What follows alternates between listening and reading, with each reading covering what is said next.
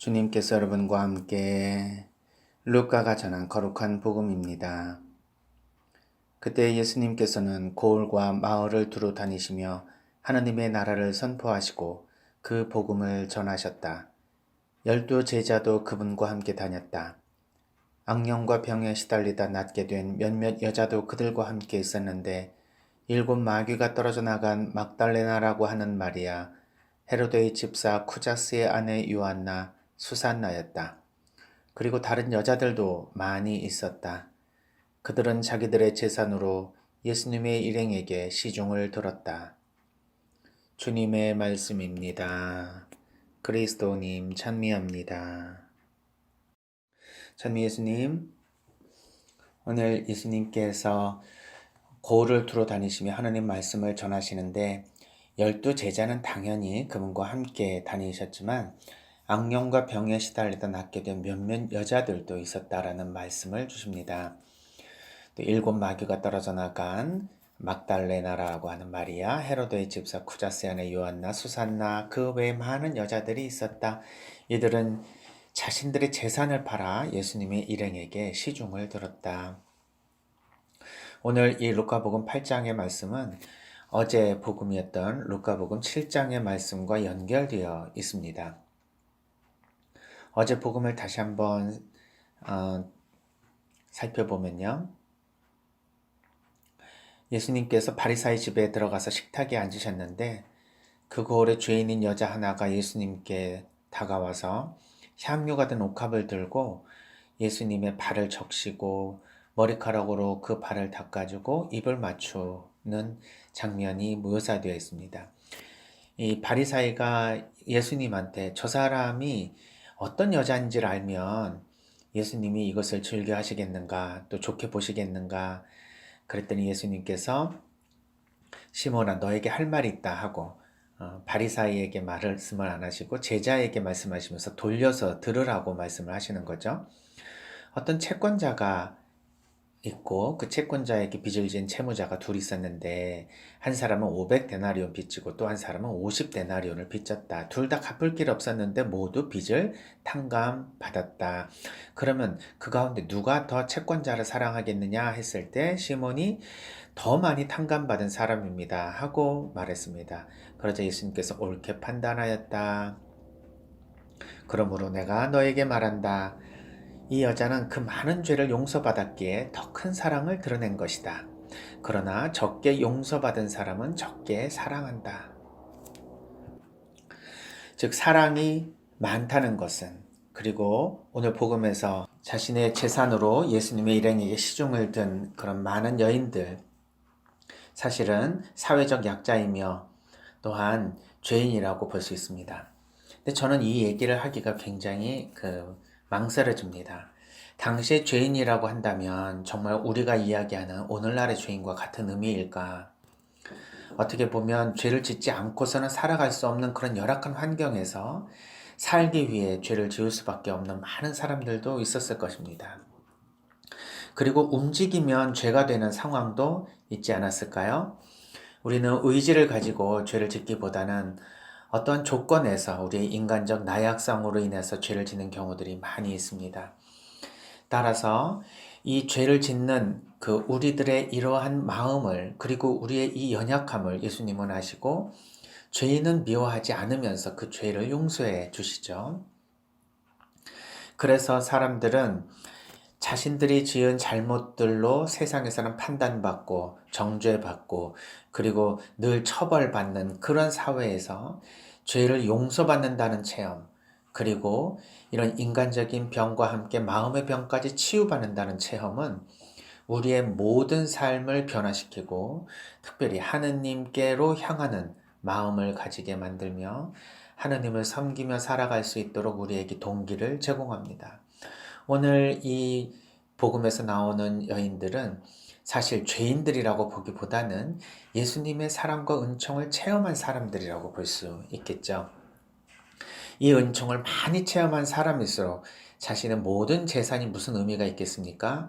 온통 예수님의 구원 사업을 위해서 봉헌하고 예수님께 시중을 드는 것은 당연한 일이겠죠.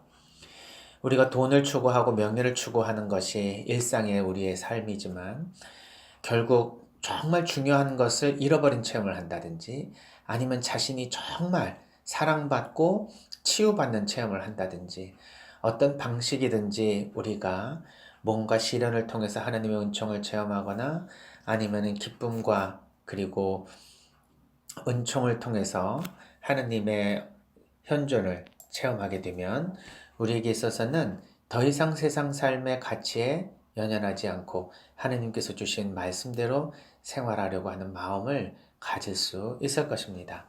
아마 어떻게 보면 우리가 아직도 현세의 이러한 물질적 세계의 가치를 계속 유지하면서 인생을 복음 말씀대로 살아야 된다는 건 알면서도 세상의 가치를 따르고 있는 우리들의 모습을 볼 때 얼만큼 많이 죄를 용서받고 얼만큼 많이 하나님께 치유받았는지 다시 말해서 얼마나 많이 하나님께 사랑을 받았는지에 대한 자의식의 부족으로 그런 결과가 일어나지 않을까.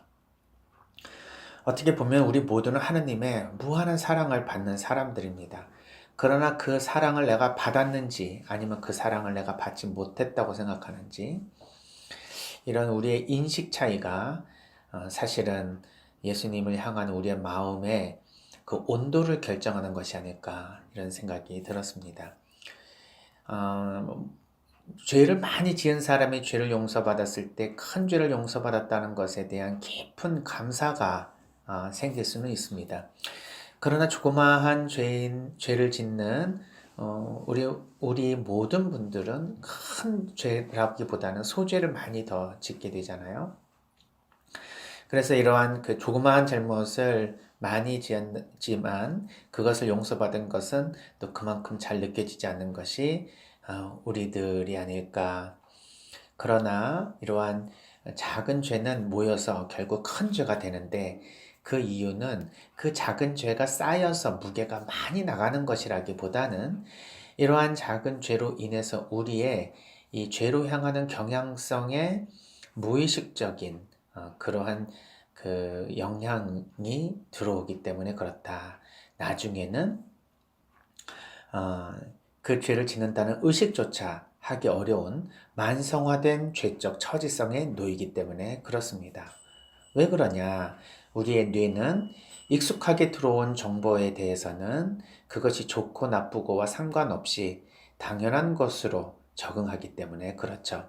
그래서 항상 죄를 짓게 되면 그 죄가 우리 자신을 어떻게 바꾸고 있는지, 얼마나 우리가 하나님께로부터 떨어져 살고 있는지를 인식하지 못하고 오히려 자신은 잘 살아가고 있는 것처럼 생각하게 만드는 그런 적응된 그 죄인으로서 스스로는 자신을 들여다보지 못하지만 다른 사람들만 유일하게 자신을 알아볼 수 있는 상태가 되기도 합니다.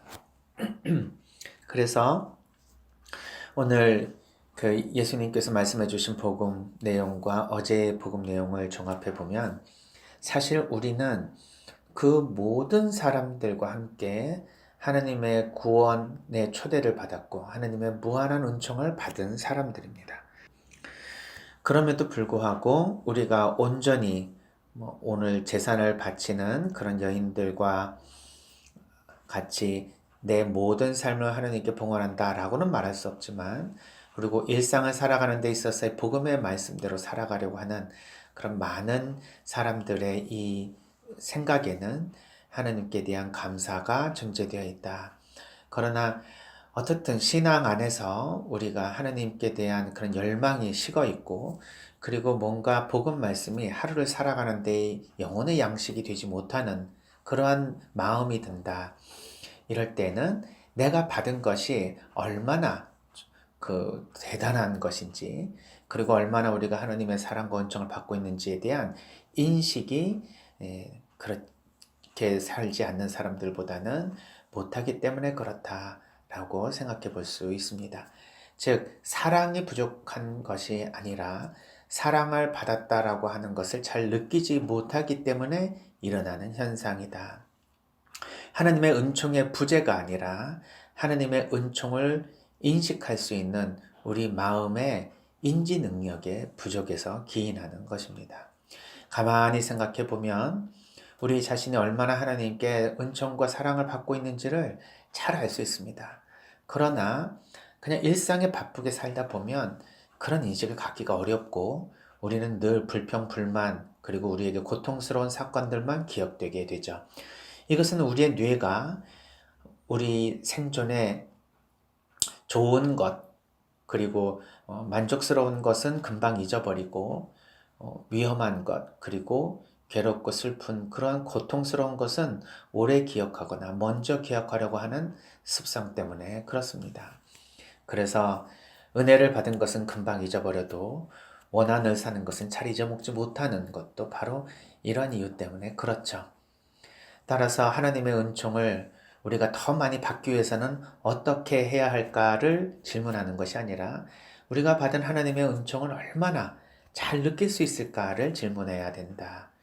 그러기 위해서 가장 많이 사용하는 방법 중에 하나, 하루를 마감하면서 오늘 하루 하나님께 받은 은총을 또 하나님께 받은 사랑이 무엇인지 그것을 한번 곰곰이 생각해 보면서 적어보는 은총일지, 감사일지를 써보는 것입니다. 처음에는 별로 쓸 것이 없고 너무도 당연한 것을 이거를 감사라고 해야 되나? 라고 생각하게 되지만 이 세상엔 너무나 당연한 것이 없다는 것, 심지어 오늘 하루 세 끼를 먹는 것도 절대 당연한 것이 아니라는 것을 알게 된다면 하루하루가 은총이요, 하루하루가 삶의 신비요, 우리는 하나님의 사랑 안에서는 단 1분 1초도 살아갈 수 없다는 것을 깨달을 수 있을 것입니다. 그렇다면 우리의 삶의 어떤 순간에도 하나님께 감사하지 않을 수 없게 되겠죠. 그렇다면 우리의 모든 삶은 자연스럽게 하나님께 모든 것을 의탁하고 하나님께 정향된 삶을 살아갈 수 있을 것입니다. 하나님께 정향된 삶이란 결국 구체적으로 이 세상의 언어로 표현하면 무엇인가? 결국 다른 사람들과 사랑의 삶을 살아가는 것입니다. 어떻게 사랑하는 삶을 살아가야 될까? 라고 질문할 때 지금 내 주변 사람들에게 내가 어떤 사람이었으면 좋겠냐? 내가 어떻게 행동했으면 좋겠냐? 내가 혹시 상처를 주고 있는 모습들이 있다면 어떤 식으로 고쳤으면 좋겠는지 한번 물어봐 보는 것도 좋지 않을까 싶습니다.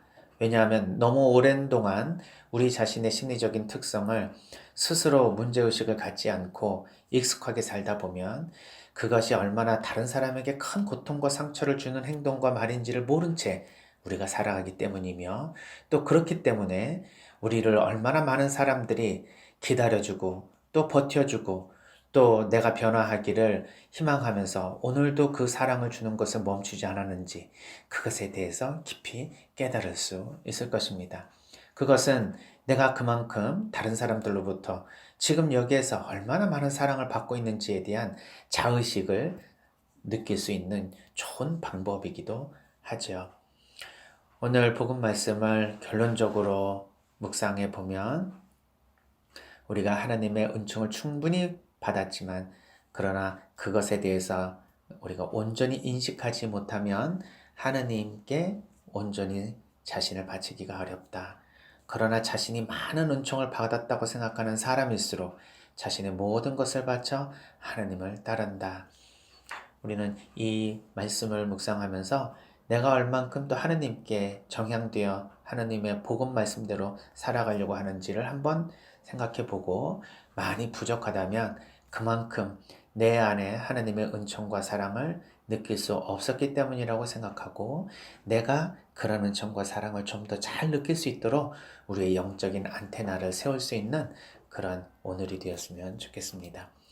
우리 모두는 하느님의 넘치는 사랑과 은총을 받았기에 오늘 하루도 감사한 마음으로 살아갈 수 있을 것입니다. 감사합니다.